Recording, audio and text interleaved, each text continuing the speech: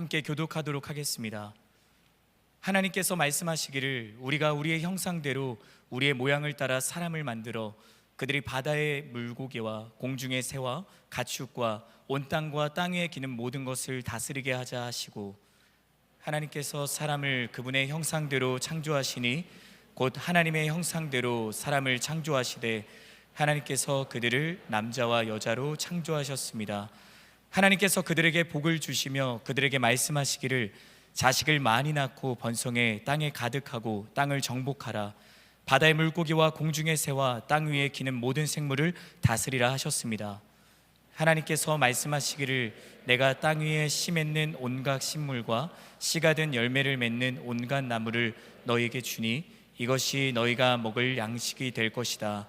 그리고 땅의 모든 짐승과 공중의 모든 새와 땅 위에 기는 모든 것들 곧 생명 있는 모든 것들에게는 내가 온갖 푸른 풀을 먹이로 준다 하시니 그대로 됐습니다. 하나님께서 자신이 만드신 모든 것을 보시니 참 좋았습니다. 저녁이 되고 아침이 되니 여섯째 날이었습니다. 아멘.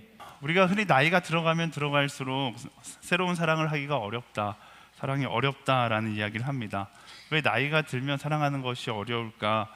사람들은 나이가 들어갈수록 우리의 외모가 노쇠해지기 때문에, 보여지는 외모에 쇠하여진 때문에 사랑하기가 어렵다라고 생각을 합니다. 그것이 세월을 이길 수 없는 인간의 한계라고 생각하는 것이죠. 하지만 정말 그럴까? 제가 좀 궁금해서 요즘에 한참 핫한 GPT에게 물어봤어요. 제 GPT한테 나이가 들어가면 들어갈수록 왜 사랑을 못할까? 이렇게 물어봤더니 외모에 대한 이야기는 1도 없더라고요. 그리고 오히려 이렇게 이야기하더라고요. 나이가 들면 사랑에 대한 관점과 경험이 변화될 수 있습니다. 네, 이 말이 정답인 것 같아요. 우리 나의 외모 때문에 점점 사랑하기가 어렵다라고 생각하지만, 외모가 아니라 어쩌면 그 사랑의 기간 동안, 또 내가 나이를 먹으면 들면 들수록 내가 쌓아왔던 인생의 노하우 때문에 오히려 사랑하기가 어렵다라는 것을 알 수 있습니다.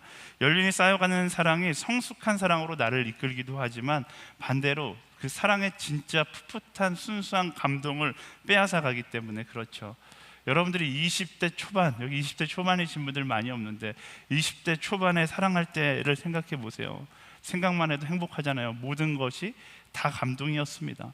다른 거 필요 없었어요. 그 사람과 함께 있는 것만으로도 감동이었고, 자판기 커피를 뽑아 마셔도 그것만으로도 세상에서 가장 아름다운 커피숍이 되고 세상에서 가장 맛있는 커피가 되었을 겁니다. 그 사람과 함께 길거리에서 먹는 떡볶이와 오뎅이 그 어느 레스토랑보다 부럽지 않을 정도로 행복한 그런 자리가 되었죠. 상대의 조그만 관심과 호의에도 감동하는, 말 그대로 그때는 사랑하면 인생 자체가 너무나 공중에 떠 있는 듯한 감동이 가득한 시간이었습니다. 그런데 인생의 노하우, 사랑의 노하우가 쌓이면 쌓일수록 오히려 그 순수했던 사랑의 감동을 느끼기보다 자꾸만 상대를 만나면 나도 모르게 계산하게 되고 비교하게 되고, 나도 모르게 이렇게 고백하는 거죠. 사랑이 너무나 어렵다. 사랑에 감동하기보다 부족한 사랑에 불안해하고, 선물 하나를 받아도 이거 메이커인가? 얼마인가? 이벤트 하나를 해도 야 유치하다, 나이가 몇 살인데 그런 짓을 하냐, 이렇게 이야기하는, 감동은 사라지고 비교와 평가만 남게 되는 거예요. 그래서 사랑이 어렵게 느껴지는 것이죠. 혹시 이게 자기 이야기라고 생각하신다면 마음만큼은 다시 20대로 돌아갈 수 있어야 합니다. 우리가 나이가 들어가도 사랑을 잘하는 사람들이 있어요. 어떤 사람인가?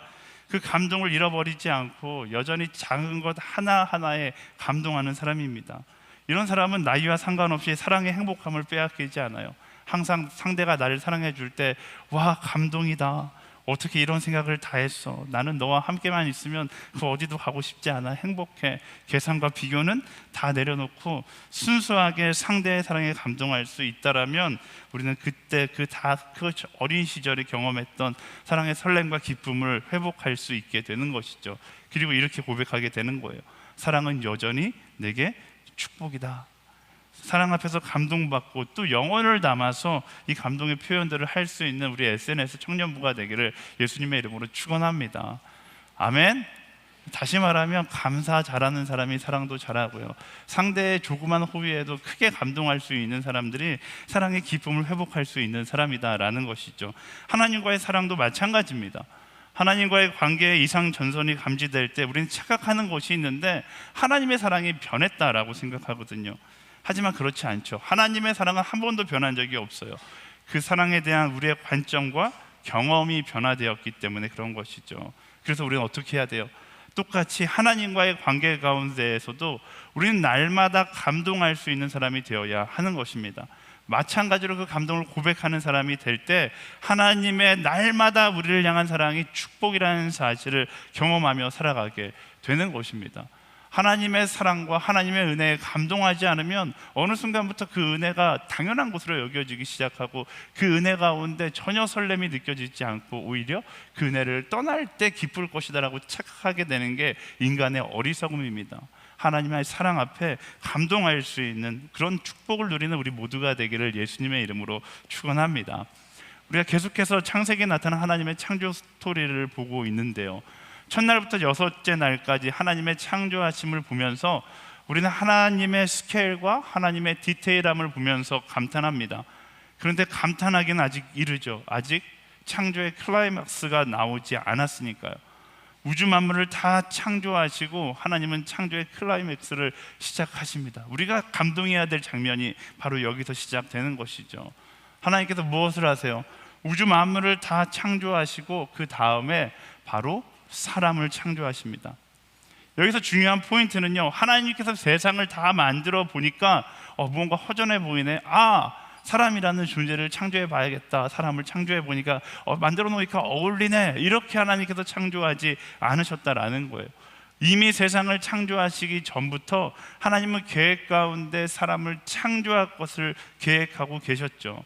다시 말하면 첫째 날부터 여섯째 날까지의 모든 창조가 하나님께서 우리의 만남을 준비하는 준비의 시간이었다라는 사실입니다. 차근차근히 온 세상을 창조하셔서 다 만들어 놓으신 다음에 6일째 되는 날 사람을 만드시고 눈을 뜨게 하시면서 세상을 보여주며 하나님께서 뭐라고 외치는 거예요? 서프라이즈! 너를 위해서 준비한 세상이야! 이러면서 하나님께서 쫙 보여주시는 것이죠. 제가 창세기를 나누면서 계속 반복해서 이야기하듯이 하나님께서 보시기에 좋았다, 이 표현에 담겨져 있는 하나님의 속뜻은 바로 이 순간을 기대하면서 말씀하셨던 하나님의 설렘의 고백이었던 거예요. 빛이 아름답고 하늘이 아름답고 동물이 아름다워서 하나님께서 보시기에 좋았다가 아니라 이 여섯째 날 우리를 서프라이즈하게 해주시려고 하나님께서 그날을 바라보시면서 그때 사람이, 내가 만든 나의 사랑하는 아들 딸들이 이 장면을 보면 너무나 아름답다 하겠지, 너무나 행복해 하겠지, 내가 만든 이 땅 가운데 그들이 살아가면 너무나 행복한 하루하루를 살아가겠지, 그 설렘을 느끼시면서 보시기에 좋았다라고 고백한 것이죠. 하나님께서 우리를 위하여 아름다운 러브하우스, 지구를 만들어 놓으신 거예요. 근데 문제는 뭐냐면 하나님께서 이런 러브하우스 짠 보여주시는데 우리가 이런 지구를 보면서 우리는 하나님께 어떤 감동의 고백을 하는가가 중요한 것이죠. 하나님의 기대는 우리가 서프라이즈 우리에게 했을 때 와 너무 아름다워요, 절로 찬양이 나오고 아름다운 예배가 선포되는 것인데, 근데 어느 순간부터 우리는 그런 세상을 보면서 감사보다는 불평이 많아지고 아름다움보다는 살기 힘들다라는 고백이 많아지는 거죠. 하나님은 정말로 최고의 지구, 최고의 우리가 살 세상을 만들어 주셨는데 우리는 이런 세상 가운데 어떤 고백을 합니까? 이 세상을 보면서 못 살겠다, 사는 게 힘들다. 하나님은 천국과 같은 세상을 만들어 줬는데 우린 지옥과 같은 세상이다, 끔찍하다, 대한민국 보면서 망할 민국이다, 이런 말들을 하는 것이죠. 우리는 쉽게 이런 말들을 내뱉지만 이 말을 들으시는 하나님의 마음은 어떨지를 생각해 봐야 되는 거예요. 하나님은 최고의 서프라이즈, 인류 역사상 그 누구도 할 수 없는 최고의 서프라이즈를 준비하셨는데 우리는 그런 세상을 바라보면서 못 살겠다, 힘들어 죽겠네, 이제 망할 민국이구나, 이런 이야기를 하고 있는 것이죠. 한번 입장을 바꿔서 생각을 해보세요. 여러분들이 결혼을 한다고 가정을 하고 열심히 발품 팔아서 집도 없고 몇 날 며칠 그 집에 땀을 뻘뻘 흘려가면서 가구도 넣고 부엌도 만들고 인테리어도 깨끗하게 다 했어요. 결혼할 사람의 눈을 가리고 집 앞에 딱 들어와서 문을 열고 눈을 탁 하면서 서프라이즈 외쳤는데 그 사람 입에서 나오는 말이, 표정은 안 좋고 이 집 몇 평이야? 이거 전세야 월세야? 집이 왜 이래? 꼭 여기서 살아야 돼? 여기서 못 살겠다, 이거 망할 집이잖아, 이런 얘기 한다라면 어떻게 했어요? 상상만 해도 막 마음이 무너지지 않습니까? 그때부터 행복 끝 전쟁이 시작되는 거예요. 월세가 됐든 전세가 됐든 집이 좋든 안 좋든 감동하면서 자기가 최고야, 당신과 함께 있는 이 집이 천국과 같은 곳이야 외쳐줘야 화목한 가정이 될 수 있는 것이죠. 하나님과의 관계도 마찬가지예요. 사랑하는 여러분, 하나님의 사랑의 서프라이즈에 감동할 수 있는 우리 모두가 되기를 예수님의 이름으로 축원합니다. 우리가 그것을 기억해야 돼요. 우리는 습관적으로 눈을 감았다 뜨고 자다가 일어나지만 사실 매일 아침마다 하나님께서 뭐 하시는 거예요? 지난 밤에 우리에게 서프라이즈를 해주시려고 밤새 하나님께서 지구를 운영하고 계셨어요. 우리는 의식하지 못하지만 하나님께서 모든 우주계를 돌리시면서 여러분들이 알고 있는 모든 생태계를 운행하시면서 우리가 아침에 눈을 뜨는 순간 우리에게 감동을 주시려고 하나님께서 일하고 계셨다라는 것입니다. 그런데 하나님께서 짜잔 하고 눈을 뜨라고 하는데 아침에 일어나면서 혹시 그런 생각하지 않으셨습니까? 똑같은 하루 또 시작이다, 전쟁과 같은 하루가 시작이다, 그냥 하루가 지나갔으면 좋겠다, 사는 것 지겹다, 정말 싫다, 이런 고백을 한다라면 하나님을 힘 빠지게 하는 것이죠. 그리고 그 순간부터 하나님과의 관계가 불편해지는 거예요. 어떻게 해야 하는가? 날마다 하나님을 향하여 감동의 선포를 해야 되고 감사의 고백을 할 수 있어야 하는 것입니다. 특별히 매일 아침 눈을 뜰 때 습관적으로라도 할렐루야를 외치며 감동의 하루를 시작할 수 있는 우리 모두가 되기를 예수님의 이름으로 축원합니다. 우리 옆 사람에게 선포하겠습니다. 너가 말한 대로 될지어다. 네, 그렇다면 여러분들이 아침에 일어나서 어떻게 말하게 될까요? 여러분들이 말한 대로 된다라면 오늘 죽겠네, 오늘 하루, 이러면 오늘 하루 정말 죽을 것 같다라면 어떻겠어요? 여러분이 말한 대로 될 줄을 믿고 하나님께 감사하고 할렐루야를 선포하며 나아갈 수 있는 그런 우리 모두가 되기를 예수님의 이름으로 축원합니다. 의식하고 자는 거예요. 아침에 일어났을 때 이런 하루를 허락해 주셔서 너무나 감사합니다. 장신대 한 유명한 교수님은 이걸 막 훈련시키시더라고요. 그래서 막 그 학생들한테 우와 멋지다, 이걸 연습을 시키시는 거예요.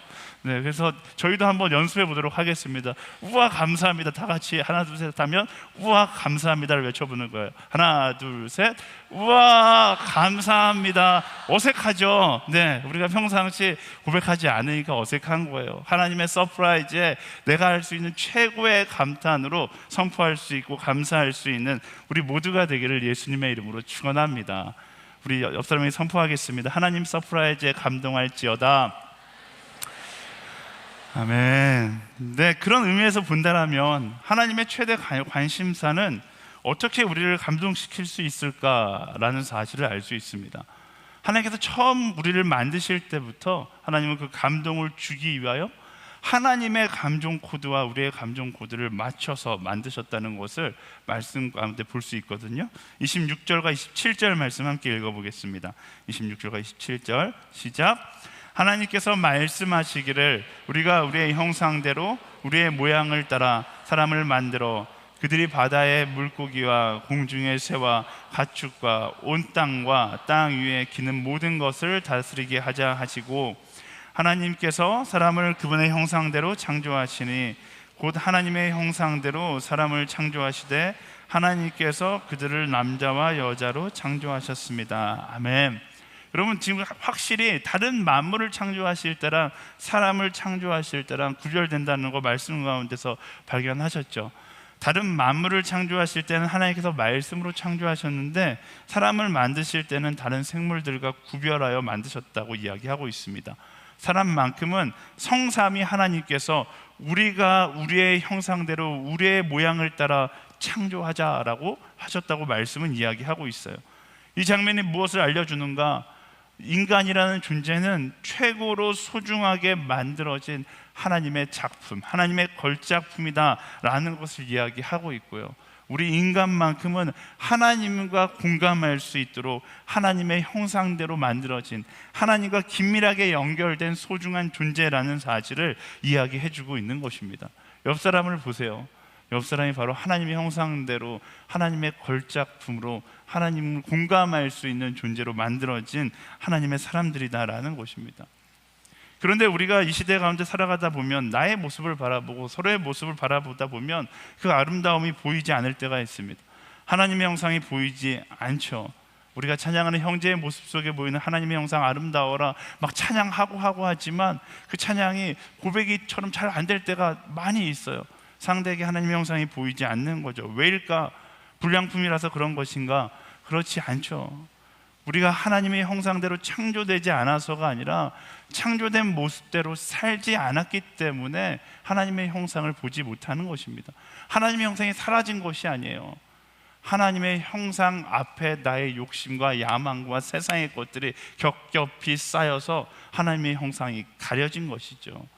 제가 몇 년 전에 한 기사를 인터넷에서 봤는데 호주 멜버른의 한 숲에 이상한 생명체가 돌아다닌다고 신고가 돼서 가보니까 진짜 이상한 흙뭉치가 막 돌아다니는 것을 보게 됩니다.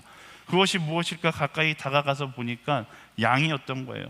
양은 매년 털을 깎아줘야 되는데 목장을 뛰쳐나온 이 양이 이렇게 표식을 보니까 6년 동안 지금 털을 깎지 못해서 몸이 너무 비대해져 갖고 양인지 손뭉치인지 털뭉치인지 알지 못하는 그런 모습이 되어 있었다라는 기사였습니다. 이때 양의 털을 깎았는데 털 무게만 무려 35kg이 나왔다고 해요.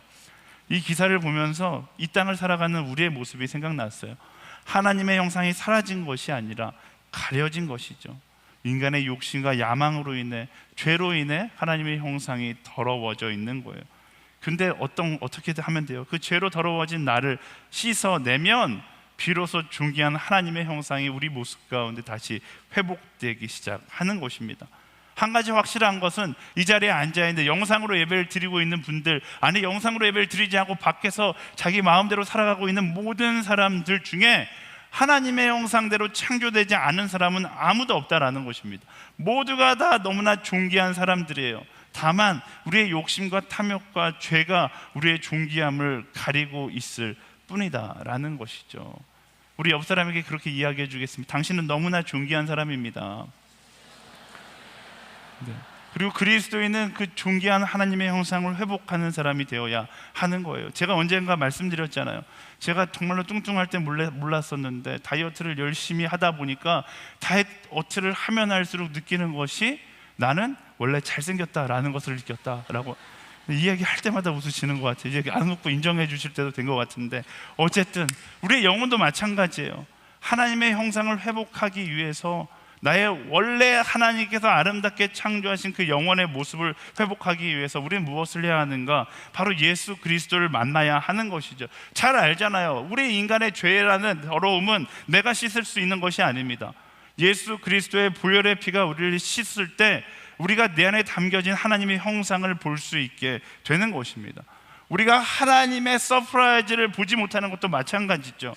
가려진 나의 하나님의 형상을 가린 나의 죄로 인하여 하나님의 서프라이즈를 보지 못하는 것입니다. 그 더러움을 벗고 하나님의 형상을 발견하는 삶, 그것을 우리는 바로 거룩이라고 이야기하는 것이죠. 사랑하는 여러분, 거룩하십시오. 말씀은 우리에게 그 거룩함을 갖기 위해서 무엇을 해야 한다고 이야기하는가? 고린도전서 6장 11절 말씀에 너무나 명확하게 우리에게 이렇게 이야기합니다. 함께 읽겠습니다. 시작. 여러분 가운데도 그런 사람들이 더러 있었으나 주 예수 그리스도의 이름과 우리 하나님의 성령으로 씻음을 받고 거룩해져서 의롭다함을 받았습니다. 아멘. 그 거룩해지는 것은 그리스도의 십자가 앞에 나아가 성령의 씻음을 받을 때 우리가 거룩해져서 의롭다함을 받게 된다라고 말씀이 정리해주고 있는 것입니다. 그리고 바로 그 거룩함을 입는 자리가 예배의 자리인 것이죠. 이 시간 하나님과 함께하는 시간을 통해서 세상의 욕심에 얽매이지 않고 하나님의 형상을 다시금 회복할 수 있는 우리 모두가 되기를 예수님의 이름으로 축원합니다. 하나님의 거룩한 그 형상이 내게 느껴지지 않을 때 우리가 해야 하는 것이 바로 예수 그리스도 앞에 나아가 하나님의 성령의 씻음을 받는 것, 바로 그 자리가 나의 예배의 자리가 돼야 되고 그 자리가 하나님의 만남의 자리가 돼야 되고 그 자리가 십자가 앞에서 나의 회개의 자리가 되어야 한다라는 것입니다. 하나님의 형상이 발견되지 않네, 나는 원래 이런 존재야, 이렇게 자책하며 포기하고 살아가는 것이 아니라 바로 그 순간에 하나님 앞에 나아가 정결함을 잊고 내가 거룩한 존재라는 사실을 다시금 깨달아야 되는 순간이다라는 것입니다. 그 십자가 앞에서 성령의 정결함을 입어 하나님의 형상, 그 거룩함을 회복하는 우리 모두가 되기를 예수님의 이름으로 축원합니다. 우리 옆 사람에게 선포하겠습니다. 거룩한 존재여 거룩해질지어다. 아멘. 그렇다면 그 형상을 따라 거룩하게 살아가는 삶은 어떤 모습인가? 29절과 30절 말씀이 그것에 대해서 이야기합니다. 함께 읽겠습니다. 시작. 하나님께서 말씀하시기를 내가 땅 위에 씨 맺는 온갖 식물과 씨가 든 열매를 맺는 온갖 나무를 너희에게 주니 이것이 너희 먹을 그리고 땅의 모든 짐승과 공중의 모든 새와 땅 위에 기는 모든 것들 곧 생명 있는 모든 것들에게는 내가 온갖 푸른 풀을 먹이로 준다 하시니 그대로 됐습니다. 아멘. 하나님께서 하나님의 형상대로 사람을 창조하시고 이렇게 말씀하세요. 내가 땅 위에 씨 맺는 온갖 풀과 씨가 든 열매를 맺는 온갖 나무를 너희에게 주었으니 이것들이 너희의 먹을 양식이 될 것이다. 그리고 이어서 말씀하시기를 생명 있는 모든 것들에게 충분하게 먹을 것을 주었다라고 말씀을 기록하고 있습니다. 여기서 우리가 주목해야 될 포인트가 하나님께서 우리에게 적당히 주지 않으셨다라는 거예요. 우리에게 충분히 주셨다라는 것입니다. 우리에게 충분히 주셨다. 근데 오늘날 세상을 살아가는 사람들을 보면 충분하게 사는 사람도 있지만 충분하지 못하게 사는 사람들도 있습니다. 충분하지 못한 삶을 살아간다는 것은 누군가가 너무 과충분한, 너무 독점하고 있는 삶을 살고 있다라는 것이죠. 그리고 인간의 독점은 재앙을 낳게 되어 있어요. 성경에 수많은 재앙들이 나오지만 성경에 나오는 재앙들은 거의 대부분 하나님께서 사람들에게 깨달음을 주기 위한 재앙이었고요. 하지만 오늘날 우리가 경험하는 많은 재앙들은 하나님께서 우리에게 주신 재앙이라기보다는 사람의 욕심과 독점하고자 하는 그 마음으로부터 시작된 재앙이라는 것을 알 수 있습니다. 그리고 아이러니하게 그 재앙의 피해는 누가 받아요? 독점하는 사람이 아니라 그 반대편에 있는 사람들이 받게 되는 것입니다. 지금 이것이 무엇을 이야기합니까? 하나님의 창조의 질서가 깨졌다라는 것을 이야기하죠. 하나님께서 만물의 모든 사람들이 충분히 누릴 수 있도록 충분한 것을 우리에게 허락하시지만 그 충분한 것을 가지고 누구는 독점하고 누구는 전혀 누리지 못한 삶을 살아가고 있다는 거예요. 하나님의 잘못일까요? 지난주 제가 그 월요일 밤에 출국해서 어저께 밤까지 레바논에 가서 FA 팀을 방문하고 왔습니다.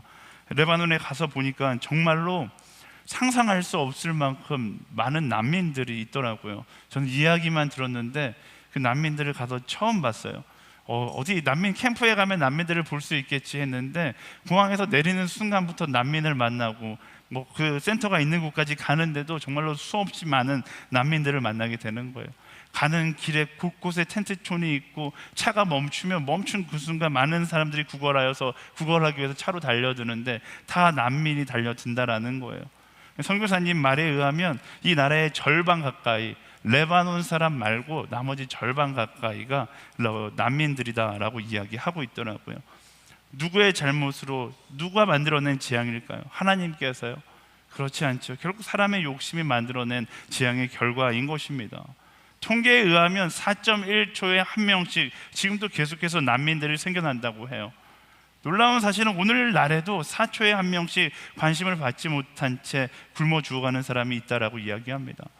더 심각한 것은 그것은 어떻게 보면 통계에 잡히는 받지 못한, 누리지 못하는 사람의 숫자에 불과한 것이고 더 충격적인 것은 그 조그만 숫자, 그 많은 사람들이 결국 예수 그리스도의 복음조차 듣지 못하고 죽어가고 있다라는 것입니다. 우린 창세기 말씀을 보면서 충분히 주시는 하나님이라는 사실을 기억해야 돼요. 그리고 하나님께서 우리에게 충분히 주시고 뭐라고 말씀하시는 겁니까? 다스리라 라고 말씀하시잖아요. 하나님께서 창세기 말씀을 통해 우리에게 주시는 다스림의 숙제는 바로 회복에 있습니다. 잘못 다스림으로 망가진 이 세상의 창조의 질서를 하나님의 형상을 가지고 살아가는 우리가 올바른 다스림으로 회복하며 나아가는 것, 그것이 우리에게 주어진 숙제이다라는 것이죠. 그리고 그 올바른 다스림의 시작이 무엇인가? 그게 바로 우리가 이야기하는 선교인 것입니다. 하나님의 형상을 회복한 사람들이 무너진 세상의 질서를 회복하기 위해 나아가는 것이 바로 선교인 거예요. 굶어 죽어가는 이들에게 먹을 것을 가져다 주고 질병으로 시달리는 이들에게 긍휼의 마음을 가지고 가는 것, 가난한 자들을 돕고 난민들을 돕는 것, 그게 바로 선교의 시작인 것이죠. 하나님의 창조 질서를 회복해 나아가는 거예요. 나랑 관심 있지 않다라고 멀리하는 것이 아니라 하나님께서 이 시대 가운데 우리에게 대한민국에 태어나게 하시고 충분히 보다 더 많은 것을 누리게 하신 것에는 분명한 하나님의 사명이 우리에게 있다는 사실을 기억하고 그 선교에 동참할 수 있는 우리 모두가 되어야 한다라는 것이죠. 그래서 참 감사한 것은 이번 레바논에 라운딩을 가서 FA 선교사들이 열심히 하고 있나 봤는데 너무 열심히 하고 있더라고요. 근데 FA 선교사들보다 더 반가운 사람들을 만났어요. 갔더니 난민 캠프에 어떤 학교가 있는데 학교에 갔더니 우리 대청에서 같이 목회하던 목사님이 거기서 사역을 하고 계시는 거예요. 10년 전에 같이 목회했던 그 목사님 만나서 얼마나 반가웠는지 거기서 난민들을 위해서 섬기고 있는 거예요. 같이 교제를 나누고 있는데 또 다른 목사님이 왔는데 그 목사님도 FA 4기인가 함께 했었던 목사님이 또 거기서 섬기고 있는 것입니다. 이런 섬김 하나하나가 뭐 하는 거예요? 말씀이 이야기하는 하나님의 창조 질서를 회복하고 올바른 다스림을 회복해 나아가는 것이죠. 그리고 우리는 무엇을 해야 합니까? 더 나아가서 무엇을 회복해야 합니까? 예수 그리스도의 참된 생명을 전하고 하나님의 형상을 회복시키는 일에 앞장설 수 있는 사람이 되어야 하는 것입니다. 세상에 수많은 사람들이 예수 그리스도의 십자가를 모른 채 죽어가고 있습니다. 창조의 질서에 어긋나는 거예요. 하나님의 창조 질서 가운데 예수 그리스도의 그 사랑은 베이스였잖아요. 기본 중에 기본이었잖아요. 우리가 그 사랑을 그들에게 전하고 그들이 헛된 죽음을 향하여 나아가는 것이 아니라 그리스도의 십자가 가운데로 나아가 성령의 정결함을 입고 그리고 뭐 하는 거예요? 오늘 말씀이 이야기하는 것처럼 하나님의 형상을 회복하고 그 창조 질서 가운데로 들어올 수 있도록 돕는 사람들, 그것이 바로 우리에게 주어진 숙제, 그것이 바로 선교이다라는 것입니다. 사랑하는 여러분, 잘못된 다스림으로 망가진 세상을 회복시킬 수 있는 것은 예수 그리스도의 사랑뿐이라는 사실을 기억하십시오. 그리고 그 사랑을 가지고 머물러 있는 것이 그리스도의 사명이 아니라 그 사랑을 가지고 열방으로 나아가, 아니 여러분의 직장으로 나아가, 여러분의 가정으로 나아가 그 무너진 창조의 질서를 회복하는 것, 그게 바로 다스림의 시작인 것이고 그게 바로 하나님의 형상을 가진 사람이 걸어가야 되는 거룩의 여정이라는 사실을 우리가 기억하고 그 여정에 동참하는 우리 SNS의 모든 지체들이 되기를 예수님의 이름으로 축원합니다. 아멘. 아멘. 우리 옆 사람이 선포하겠습니다. 올바른 다스림을 회복할지어다. 아멘. 그 회복을 향한 다스림을 위하여 하나님께서 정말로 한 영혼 한 영혼을 찾고 계신 거예요. 바로 이 자리에서 그 영혼을 찾고 계신 것이죠. 하나님의 리크루팅에 동참할 수 있는 우리 모두가 되기를 예수님의 이름으로 축복합니다. 말씀을 정리하겠습니다. 오늘 말씀 가운데 세 가지 포인트를 나눴어요. 첫 번째, 하나님 사랑의 서프라이즈에 감동하라라는 것입니다. 매일매일이 하나님의 서프라이즈임을 기억하십시오. 하나님은 매일 밤, 아니 매 순간 우리를 감동시키기 위해서 준비하고 계십니다. 그 하나님의 서프라이즈에 감동으로 반응할 때 내 인생 가운데 주어진 참 선물이 무엇인지 알게 되는 것입니다. 나를 향한 하나님의 사랑이 얼마나 큰 사랑인지를 알게 되는 것이죠. 하나님의 사랑을 당연한 것으로 생각하지 마세요. 우리 창세기 1장을 쭉 묵상하면서 우리를 향하신 하나님의 사랑이 얼마나 스케일 있고 얼마나 디테일한지를 보았잖아요. 그 사랑에 끊임없이 감사하고 평생 감사해도 부족할 그 감사의 제목들이 창세기 1장에만 해도 그 감사의 제목들이 기록되어 있습니다. 여러분 삶 가운데 하나님의 서프라이즈에 감동할 수 있는 그런 사람들이 되기를 축복하고요. 두 번째, 하나님의 형상 거룩을 회복하자라는 메시지를 함께 나누었습니다. 하나님은 다른 생물들과는 다르게 하나님의 형상대로 우리를 창조하셨습니다. 다만 우리의 잘못된 죄들이 하나님의 형상을 보이지 않도록 우리를 가리고 있는 거예요. 그 형상을 어떻게 회복한다고요? 예수 그리스도의 십자가 앞에서 성령의 정결케 하심을 경험함으로 우리가 그 회복을 경험하는 것입니다. 그렇게 하나님의 형상을 회복하고 그 형상을 자랑하며 나아갈 수 있는 우리가 되기를 예수님의 이름으로 축원합니다. 세 번째, 올바른 다스림을 회복하자라고 말씀을 나눴어요. 하나님은 우리에게 세상을 다스리라고 말씀하셨습니다. 하나님의 선물인 세상은 누가 변화시킵니까? 저 사람이요? 다른 사람이요? 아니요. 하나님의 형상을 닮은 우리가 변화시키는 것입니다. 이 세상은 누가 망쳤습니까? 하나님이요?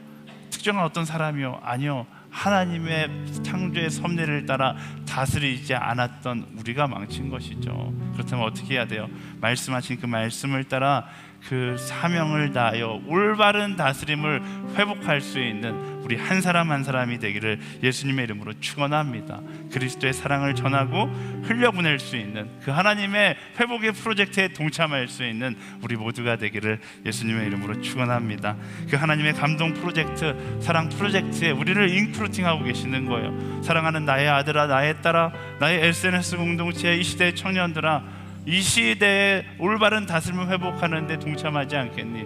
그 선교의 자리에 우리를 부르시는 것이고, 하나님의 형상을 회복하는 자리로 우리를 부르시는 것이고, 우리를 열방 가운데로 초청하시는 분이 그 하나님이세요. 그 하나님께서 뭐 하시는 거예요? 우리를 믿으시고 우리와 함께 하기를 원하시는 것이죠. 우리를 초청하시는 그 하나님께 우리 다시 한번 감사와 영광의 박수를 함께 나아가도록 하겠습니다.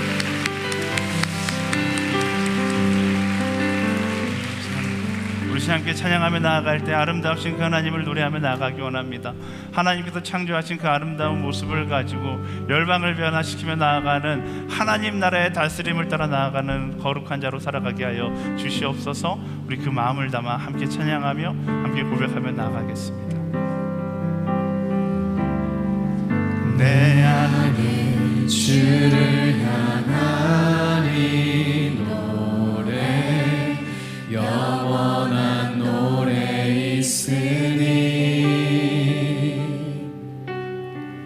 날 향한 주님의 크신 사랑 영원히 찬양하리라. 십자가 그 사랑 찬양하리. 십자가 그 사랑 찬양하리. 날 구원하실 그 사랑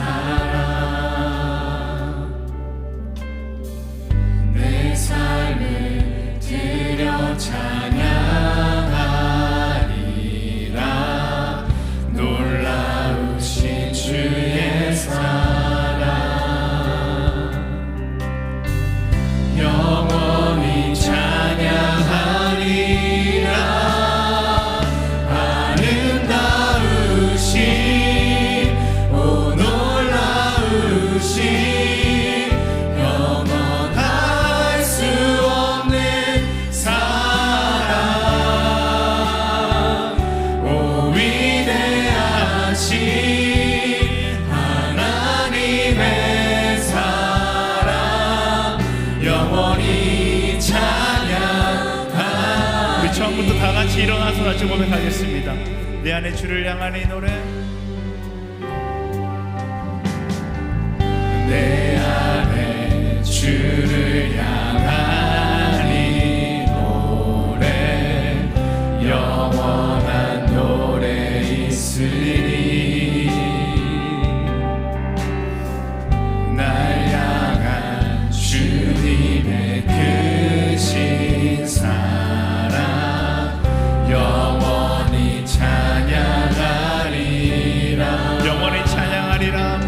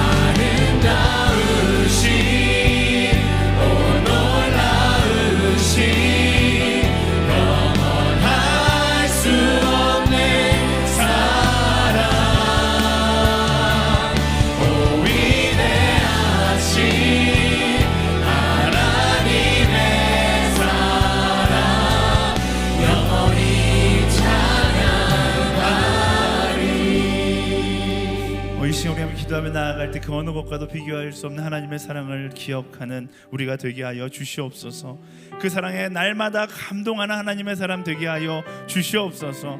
매일의 나의 삶 가운데 찾아오신 하나님의 그 서프라이즈가 더 이상 당연한 것으로 여겨지는 것이 아니라 매일의 우리의 감동의 고백 가운데, 감사의 노래 가운데 선포되게 하여 주시옵소서. 내 영혼아 감사할지어다. 우리 주여 한번 부르짖고 함께 기도하며 나아가겠습니다. 주여, 하나님 우리를 위하여 천지를 창조하신 그 하나님을 바라봅니다. 하나님, 우리가 그 하나님의 은혜 앞에 감동하고 감사하고 나아갈 수 있도록 인도하여 주시옵소서. 매일 하나님의 서프라이즈 앞에 당연한 것을 여기는 것이 아니라 감동의 고백과 감동의 선포를 하며 나아갈 수 있는 하나님의 사람들 될 수 있도록 인도하여 주시옵소서.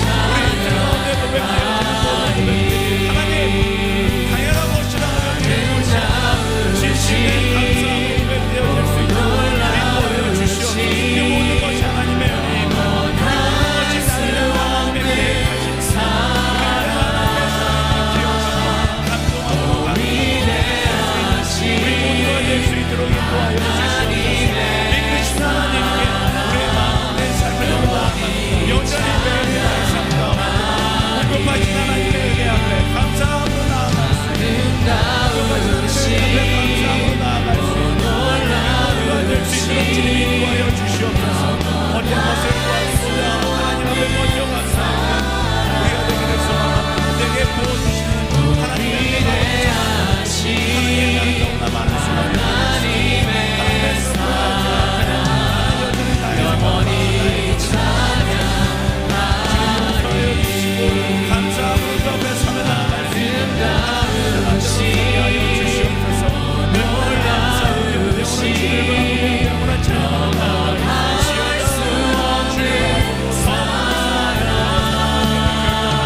하나님의 사랑을 위하여 나의 삶의 감동의 노래로 가득 채우고 나의 삶의 감사의 노래로 가득 채우고 되기를 소망합니다. 주님 붙잡아주시고 주님 기억하고 감사하고 더 사랑할 수 있는 우리 모두가 되게 하여 주시옵소서.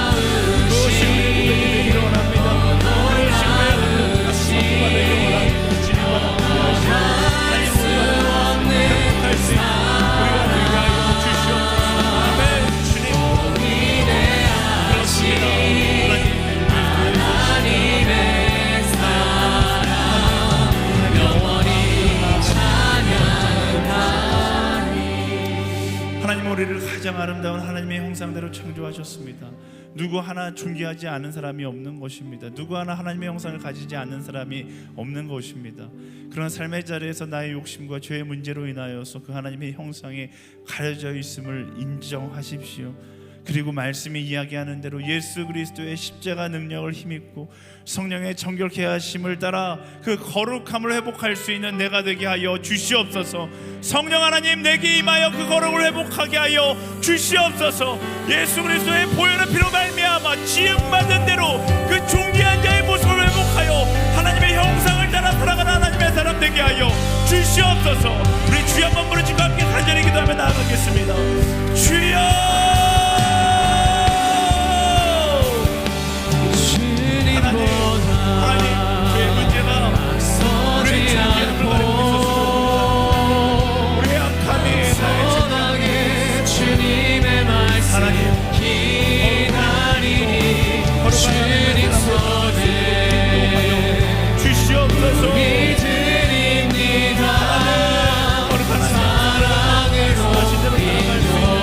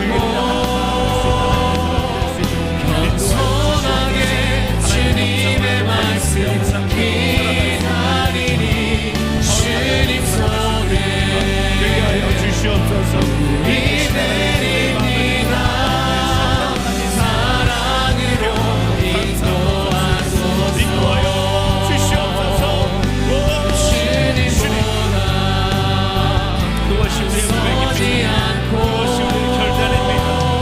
하나님, 그것이 우리의 마음입니다. 선하게 주님의 말씀 기다리니 주님 손에 예수를 따라 살아가는 믿으립니다. 사랑으로 인도하소서. 우리 마지막으로 함께 기도하며 나아갈 때 간절히 기도하며 나아가기를 소망합니다. 우리에게 허락하신 하나님 올바른 다스림을 회복하는 우리 모두가 되게 하여 주시옵소서.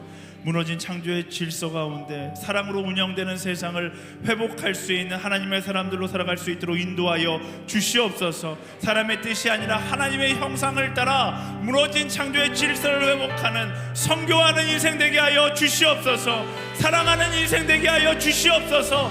참 다스림이 무엇인지 열방 가운데 나아가 그 다스림을 회복하는 하나님의 일꾼들로 살아가게 하여 주시옵소서. 하나님, 그 무너진 곳을 향하여 누가 나아갈 것인가? 주님, 나를 사용하여 주시고 나를 보내 주시옵소서. 그 사명 따라 나아가기를 소망하는 자마다 우리 두 손을 높이 들고 주여 세 번 부르짖으며 나를 사용하실 그 하나님께 간절히 기도하며 나아가겠습니다. 주여, 주여, 주여.